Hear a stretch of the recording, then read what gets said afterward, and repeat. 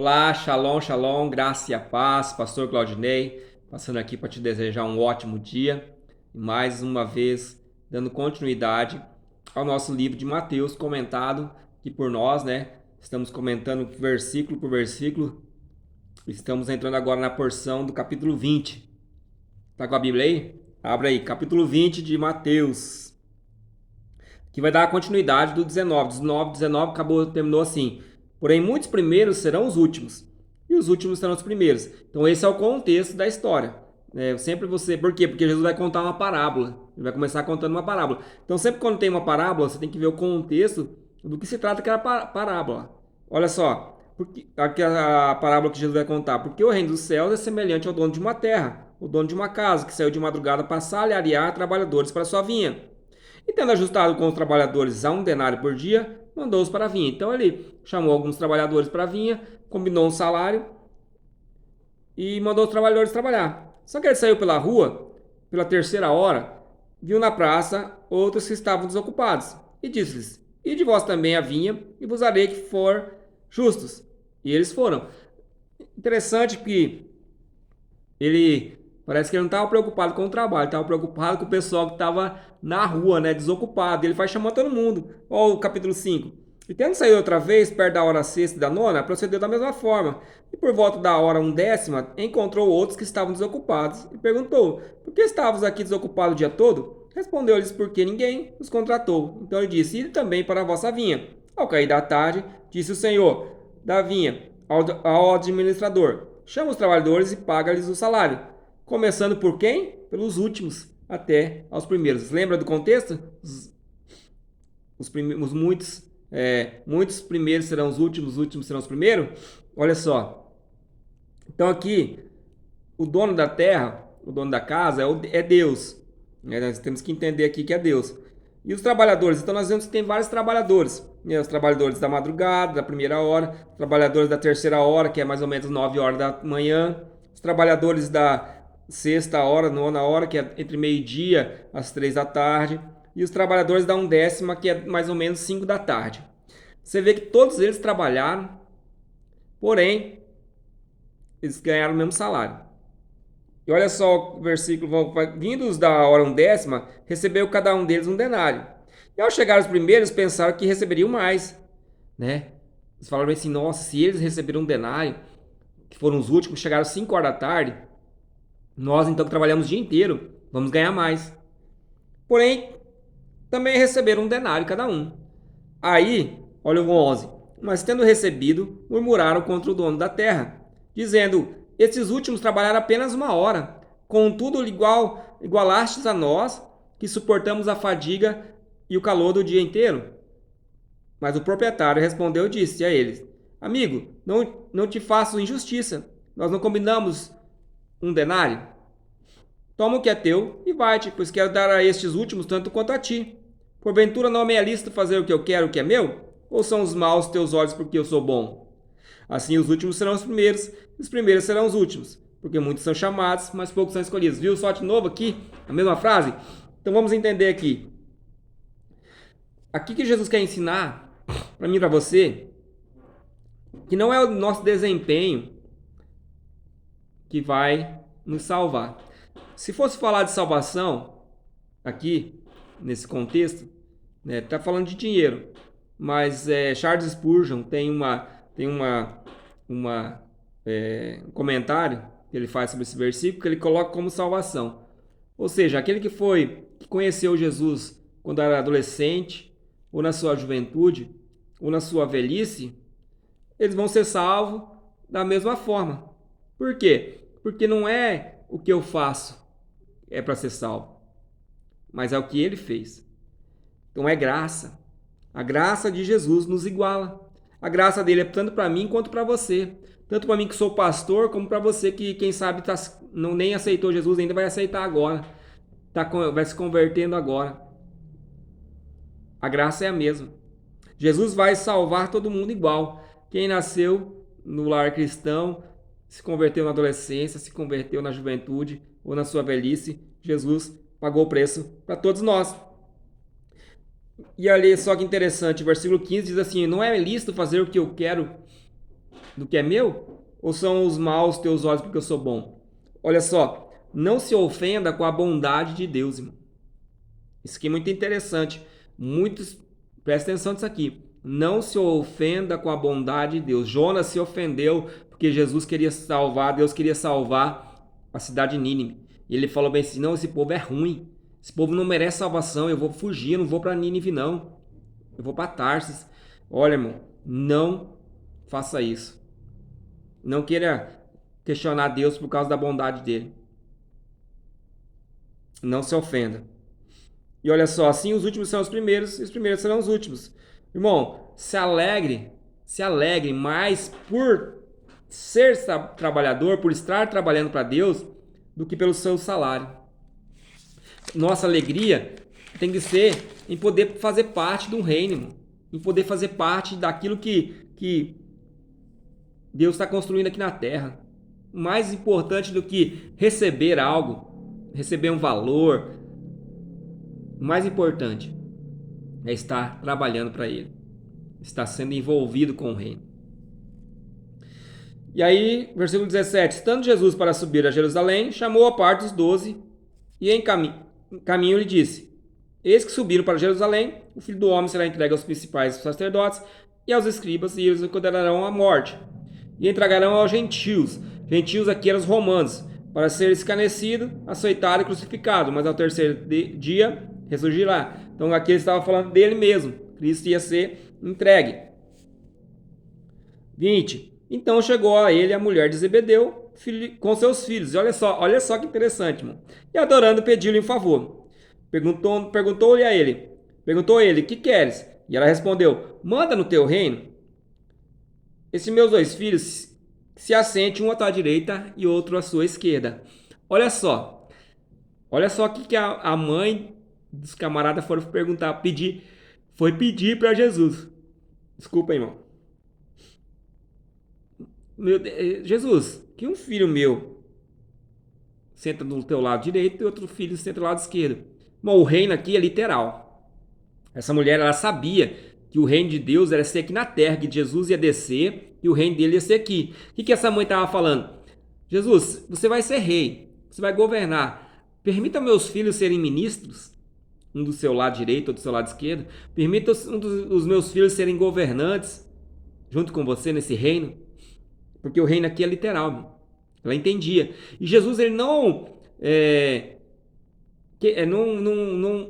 fica triste com essa mensagem, não fica assustado. Muito pelo contrário, irmão. O desejo que eu e você temos que ter é de ser grande no reino de Deus. Como essa mãe. Nosso desejo tem que ser um desejo de ser grande. Esses dois queriam ser grande. Aí eles falaram para a mãe dele: mãe, intercede por nós lá. Intercede por nós lá com ele. Só que aí, olha o que aconteceu. Mas Jesus respondeu: não sabeis o que pedis, o que pedes? Pode vós beber o cálice que eu estou a beber? E eles responderam: podemos. Onde que era esse aqui, irmão? No martírio, né? Jesus vai falar aqui, ó, então ele diz: bebereis do meu cálice. Ou seja, quando eles vão ser martirizados, né? Sacrificados, morrer por causa de Cristo. Mas assentar-se à minha direita e à minha esquerda não compete conhecer Deus, porque é só quem meu Pai preparar. Então Deus vai preparar o lugar. Então, aqui estava acontecendo o quê? Uma competição para ver quem era o maior. Olha só, ora ouvindo isso, os outros 10 indagaram contra os dois. Olha só, olha lá, começaram a conversar. Olha lá, aqueles dois lá, ó, foram pedir para a mãe deles interceder por eles. Olha lá, eles estão querendo ser os maiores no reino. Aí Jesus fala no versículo 25: então Jesus, chamando, disse: sabeis que os governantes dos povos os dominam e que os maiorais exercem autoridade sobre eles. Aqui Jesus estava falando do padrão do mundo. Vocês sabem como que é o padrão do mundo, de ser grande. Aí Jesus vem no versículo 26. Não é assim entre vós. Pelo contrário, quem quiser tornar-se grande, entre vós será o que vos sirva. Olha só o contexto o que Jesus está querendo que eles entendam. Que o reino da terra existe um padrão. E no reino de Deus também existe um padrão, que é totalmente inverso ao padrão do mundo. O reino de Deus é um reino ao contrário, um reino de ponta cabeça, um reino onde, olha 27, quem quiser ser o primeiro, vai ser o servo. Então aqui Jesus vai explicar como que é para ser grande, como que faz para ser primeiro. Tal como o Filho do Homem que não veio para ser servido, mas para servir e dar a sua vida em resgate de muitos. Então como que eu faço para ser grande e como que eu faço para ser o primeiro no reino de Deus? Eu tenho que ser servo de todos. Ser como Jesus. Jesus serviu. Jesus não veio ser servido, Jesus veio servir. Então o líder, irmão, você que é um líder na casa de Deus, você que quer ser um líder, quer ser o grande no reino de Deus, quer ser o primeiro, aprenda uma coisa: o primeiro a servir é o líder. O líder é o primeiro que se entrega mais, que se esforça mais. O líder é o espelho para outras pessoas. Versículo 29. E saindo eles de Jericó, uma grande multidão acompanhava. E eis que dois cegos assentados à beira do caminho, tendo ouvido que Jesus passava, clamavam: Senhor, filho de Davi, tem compaixão de nós. Mas a multidão repreendia para que se calassem. Eles, porém, gritavam cada vez mais: Senhor, filho de Davi, tem misericórdia de nós. Olha só que interessante, irmão.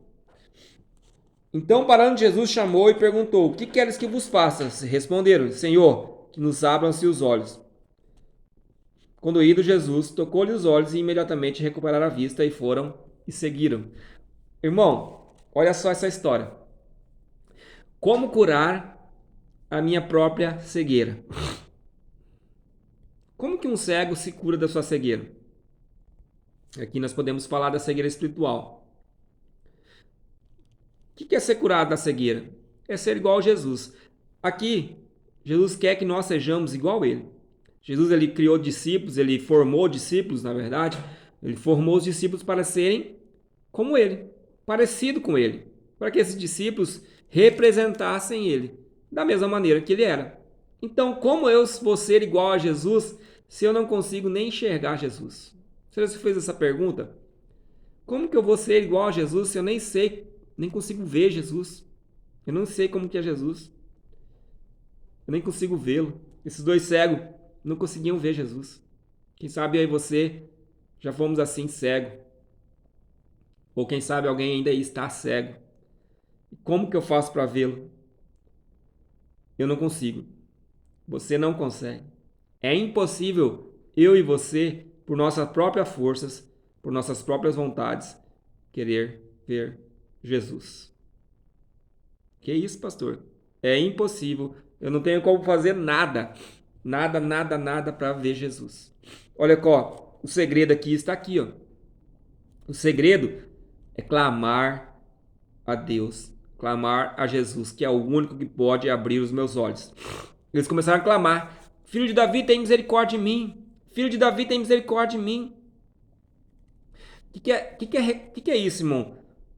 Clamar, reconhecendo. O que é misericórdia? Misericórdia, irmão, vem de miserável, de reconhecer que eu não consigo.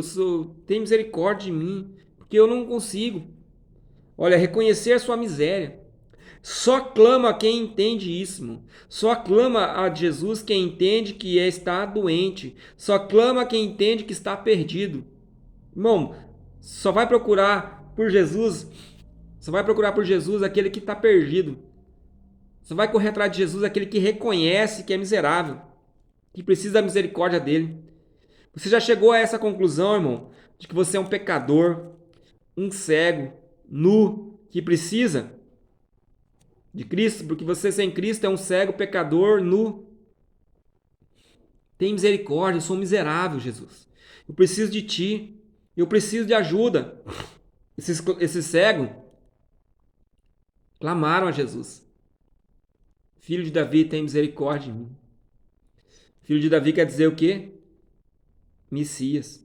Reconhecer que o Salvador está passando. Reconhecer que o Salvador está ali. Filho de Davi. É o Messias aguardado. Jesus, o que é Jesus na sua vida, irmão? Às vezes você fala até que, eu amo Jesus, mas você nem sabe quem é Jesus. Jesus é o Salvador. Jesus veio para nos salvar, para nos resgatar. Olha só, versículo 32. Então Jesus, parando, chamou-os e perguntou: O que queres que eu vos faça? Irmão, todos os cultos, o Espírito Santo faz essa pergunta para nós. Quem sabe todos os dias no seu quarto, quando você vai orar, o Espírito Santo fala isso para você. O que queres que eu te faça? O que queres que eu te faça? Essa pergunta, irmão, parece ser nada, mas é muito importante.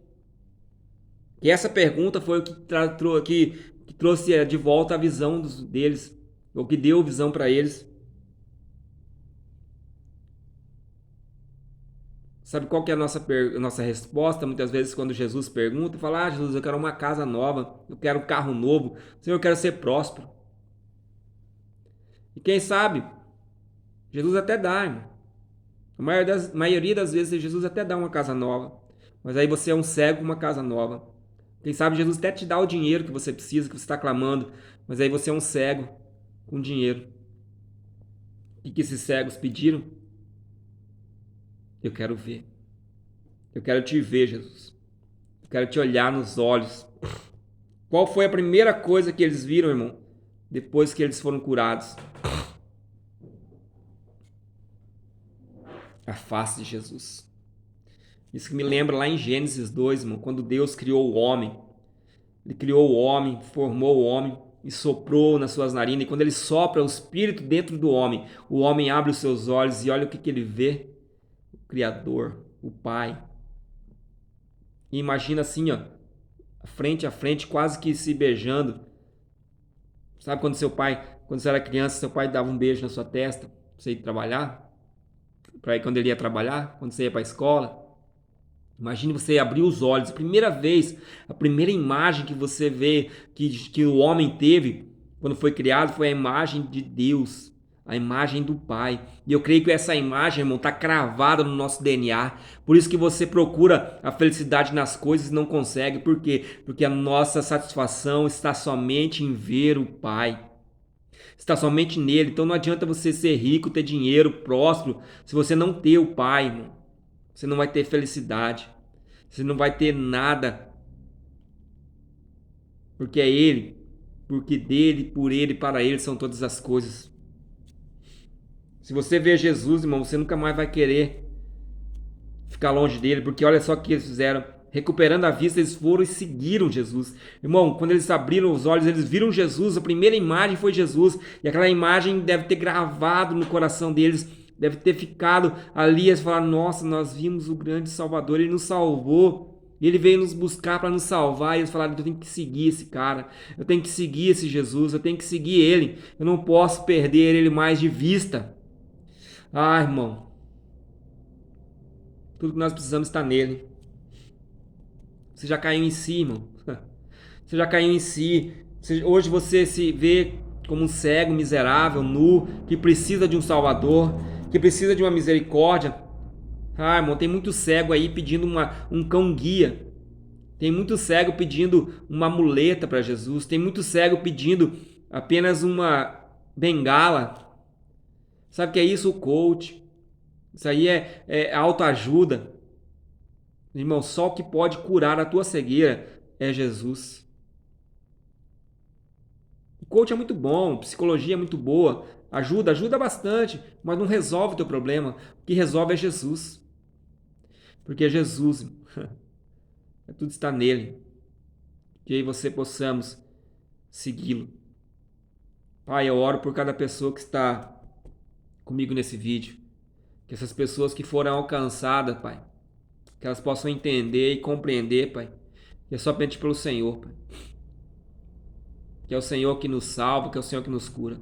Abençoa a vida de cada um, prospera, guarda, no nome de Jesus. Deus te abençoe, meu irmão, minha irmã, você que está nos acompanhando. Deus te abençoe. Curte, compartilha esse vídeo com mais pessoas que possam ser edificadas, assim como você está sendo edificado. Volte para os outros, estude. Eu tenho certeza que o Espírito Santo vai falar ao seu coração. Deus te abençoe e até o próximo vídeo, em nome de Jesus.